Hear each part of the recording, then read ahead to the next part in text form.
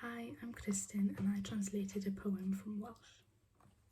I chose to translate this poem by David James Jones, or his bardic name Gwenallt, because I enjoy the switch between the speaker's childlike perspective and his adult lens as he recalls his religious upbringing in South Wales during the industrial turbulence at the beginning of the 20th century, which saw death and injustice being inflicted upon workers. The most challenging part of the translation was maintaining the rhyme scheme, as I had to ensure that I didn't alter the word order too much, otherwise the meaning of the original poem would have been compromised. The Immortals by Gwenallt.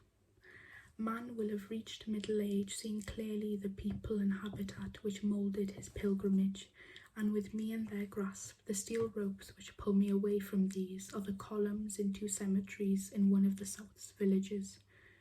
When zooming on bicycles stolen from the scrap and playing rugby for Wales with pigs' bladders, I didn't dream we would hear of 2 companions spewing their lungs into a bucket defiled and redder. Our neighbours were family from Merthyr Tydfil. The Martyrs was the name we employed. Their 5 coughs shot over the garden's hedge, one by one, to rupture our conversation and to suffocate our joy. We slid into biblical parlours to stare vacantly at remnants of flesh in the coffin and at voices of ash. There, before lids untimely screwed, we had learnt Red Rebellion collections and battle litanies. Not the chains of death walking idly like a cell guard with warning in the sound of his sweaty keys tinkling, but the industrial leopard who jumped slyly, suddenly, from the nucleus of water and fire at men working.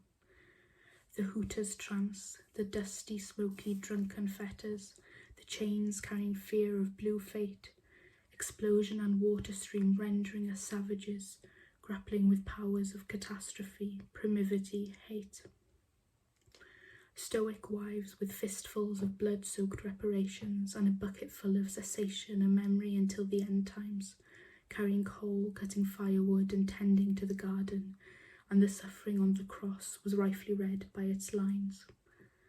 On flowering Sunday we lay down a pound of silicotic roses and akin to gas a lily, cleaning the youthful headstones and unripe curbs of those whose funerals saw hatred of the hymn and blasphemy.